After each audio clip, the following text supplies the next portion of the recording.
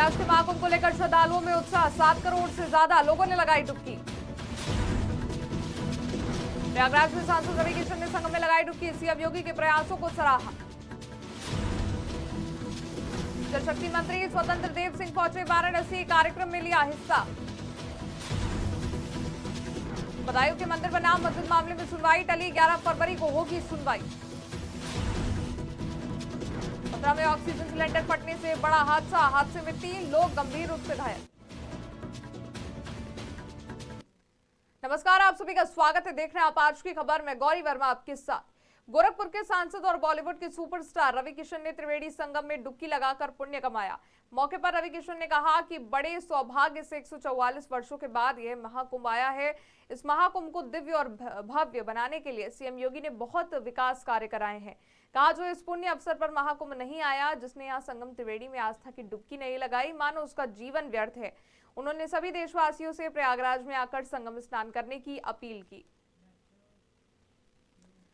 प्रयागराज में आयोजित महाकुंभ के छठे दिन भक्तों ने त्रिवेणी संगम में पवित्र डुबकी लगाई। इस विश्व के सबसे धार्मिक बड़े आयोजन में अब तक 7 करोड़ से अधिक लोग हिस्सा ले चुके हैं। 17 जनवरी को लगभग 30 लाख श्रद्धालुओं ने संगम में स्नान किया। आम भक्तों के साथ साथ नेताओं और अभिनेताओं ने भी इसमें हिस्सेदारी की। यूपी सरकार में जल शक्ति मंत्री स्वतंत्र देव सिंह वाराणसी पहुंचे। यहां इस दौरान उन्होंने कार्यक्रम में भाग लिया और नए प्रदेश अध्यक्ष के सवाल पर कैबिनेट मंत्री ने मुस्कुराते हुए बताया कि पार्टी जिम्मेदारी दे देगी तो उसके निर्वहन के लिए तैयार हूं।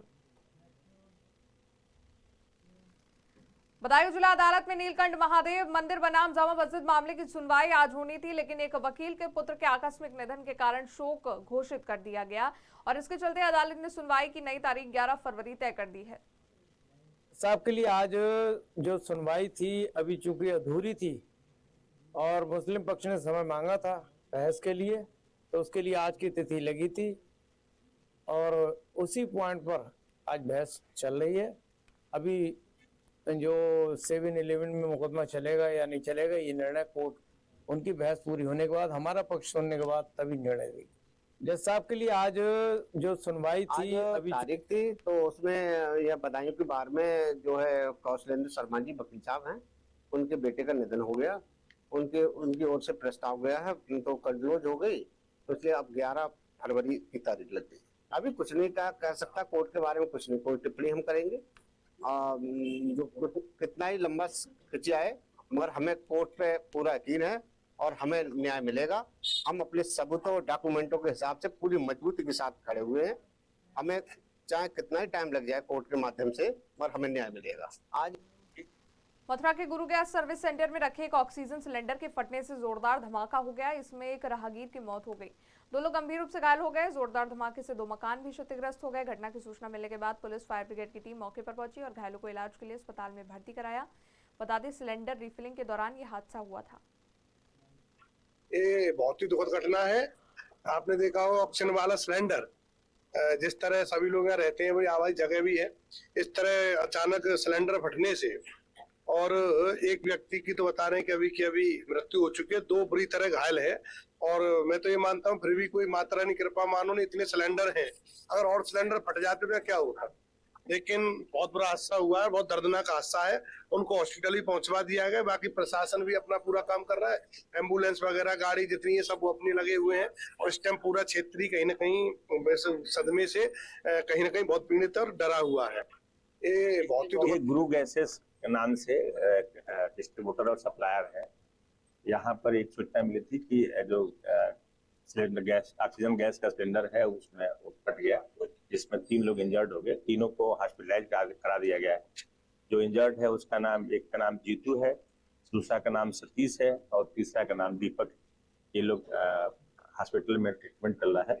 अभी जो सूचना मिल रही है दीपक के बारे में, थोड़ी सी अनफॉर्चुनेट बताया जा रहा है कि क्रिटिकल है, वहाँ पर दिखाया जा रहा है कि क्या उसके। बाकी यहाँ पर फायर सर्विस के सभी हमारे ऑफिसर है वो आ गए, उसका यहाँ पर जितना जो संभव हो सकता है वो करा दिया। बाकी इसकी पूरी छानबीन की जा रही है कि यहाँ पर क्यों रखे हैं, क्या करते थे, कोई लीगली या इलीगल कोई काम करते हैं, तो उस हिसाब से कार्रवाई। कानपुर के घाटमपुर के पतारा एसबीआई बैंक में एक युवक हथियार लेकर घुस गया। गॉड से उलझ देखकर बैंक मैनेजर और कैशियर पहुंचे तो युवक ने उन पर चाकू से हमला कर दिया। हालांकि बैंक मैनेजर और कैशियर ने युवक को पकड़कर रस्सी से बांध दिया, जिसके बाद बैंक मैनेजर ने घटना की सूचना पुलिस को दी। मौके पर पहुंची पुलिस ने लूट करने वाले में जांच पड़ताल शुरू कर दी है। एक अज्ञात हमलावर जो एक साइकिल से आया था, उसके द्वारा बैंक के गार्ड पर हमला कर दिया गया। बैंक के गार्ड से जब उसकी गुत्थम गुत्था हो रही थी, उस समय बैंक के 2 अन्य कर्मचारियों के द्वारा उसकी मदद के लिए आया गया और अज्ञात हमलावर पर आत्मरक्षार्थ कुछ प्रहार किए गए। इस पूरी लड़ाई में जो अज्ञात हमलावर है वो भी चोटिल हो गया और जो 3 बैंक कर्मी हैं वो चोटिल हो गए।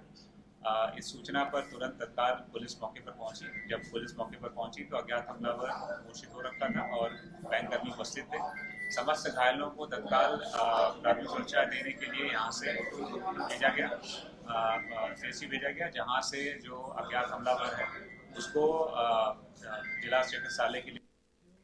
लखीमपुर खीरी में बीते 15 दिनों से आतंक का पर्याय बना तेंदुआ पिंजरे में कैद हो चुका है। बीते 15 दिनों में 1 दर्जन से अधिक बकरियों को निवाला बना चुके इस तेंदुए ने क्षेत्र में आतंक मचा रखा था। घरों के अंदर से भी बकरियां उठाकर ले जाना तेंदुए के लिए आम बात हो गई थी।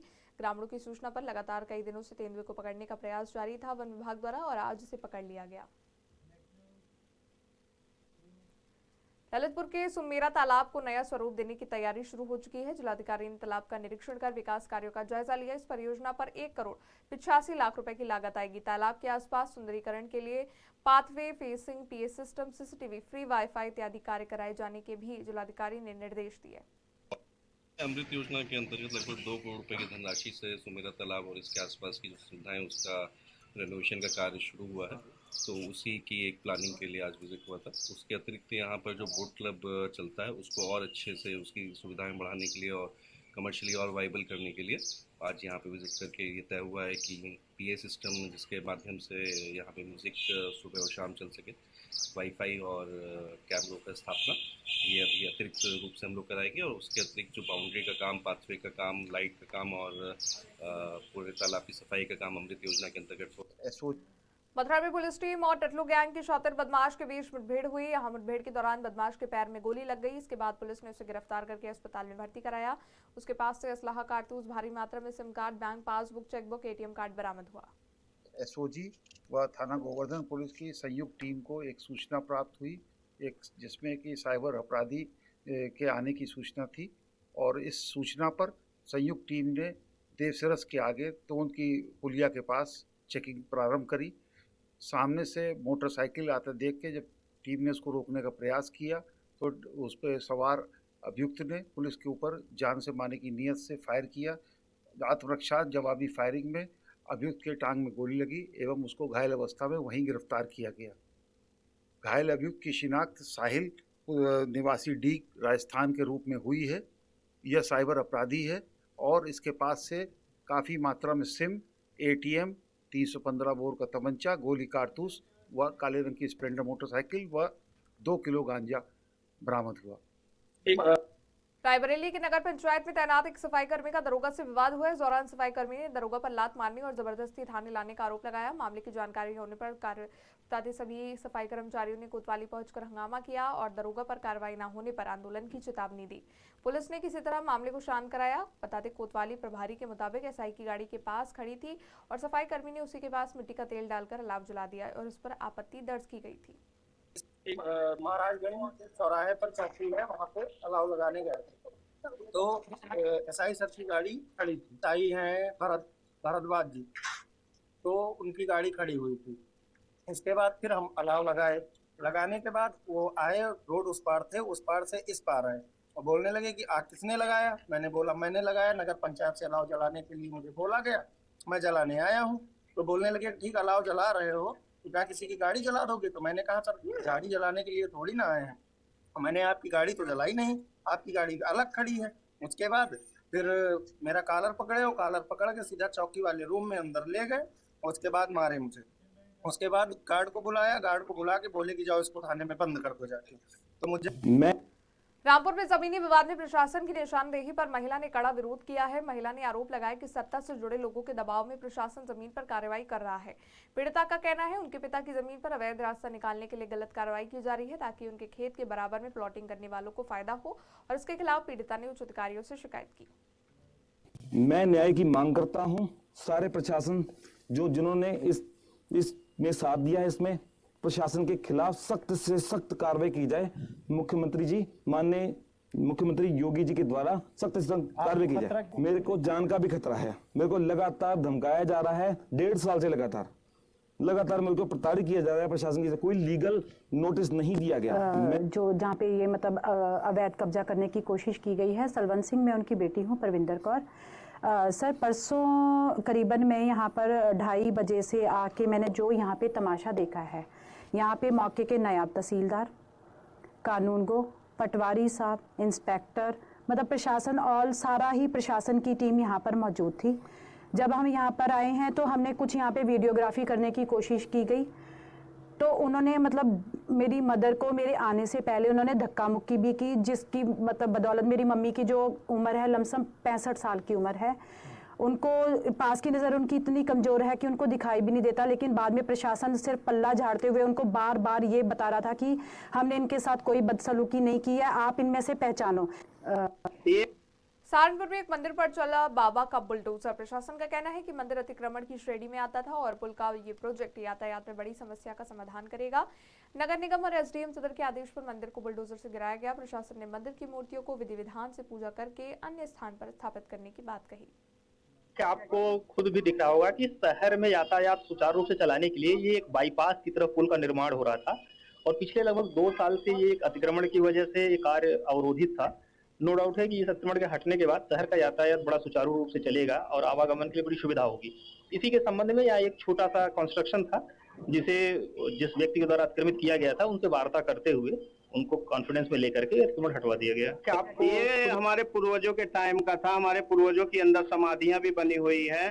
इस मंदिर के ऊपर मैंने मुकदमा भी किया था, लेकिन उसके बावजूद भी अब जब अधिकारी आ गए तो बोलने लगे स्थानांतरित करने को, स्थान दे रहे हैं माड़ी पे बोल रहे हैं अधिकारी लोग। ये कम से कम था 30, 35, 40 सालों से, 40 साल हमारे पूर्वजों के टाइम से था। सोनभद्र में झोला छाप डॉक्टरों की भरमार है। चाय की गुमटियों जैसी दुकानों में झोला छाप डॉक्टर मरीजों का इलाज कर रहे हैं। मुख्य चिकित्सा अधिकारी द्वारा नियुक्त किए गए नोडल अधिकारी के संरक्षण में खुलेआम झोला छाप डॉक्टरों का घोरक धंधा चल रहा है। साथ ही मरीजों की जान से खिलवाड़ हो रहा है। लेवल का अधिकारी और साथ साथ हमारे नोडल, ये तीनों की टीम बनाकर जगह जगह चेक करने का जो भी एक दौर में गहन अभिचेक में हुआ था, जिसमें देखे हो कि आप आए होंगे। अब 5-7 सालों को सीज किया गया, बंद किया गया। अभी पिछली माह की बता दूं मैं, 11 चिकित्सालयों को चेक किया गया, 2 के खिलाफ एफआईआर कराया गया, 7 को सीज कर दिया, 1 को नोटिस दिया गया, 11। तो हर माह जो है नोडल को निर्देश दिया गया है कि इस तरह की बंगाली, मद्रासी झोला छाप करके जो करेंगे इनको तत्काल बंद करें, सीज करें, अगर फिर भी खोलता है तत्काल एफआईआर करें। और इसी क्रम में जो है पिछले माह में 2 को एफआईआर भी कराए गए। तो इस पर बाकायदे लगाम किया जा रहा है मेरे स्तर से जो है, ताकि जो है इस अनावश्यक जो है अबोध जनता को, बुरी भाई जनता को जो है ये जो है अपने चंग में फंसाकर ये अपनी इनका शोषण न करें। और फिलहाल के लिए इतना ही। देश दुनिया की बड़ी खबरों के लिए देखते रहिए आज की खबर।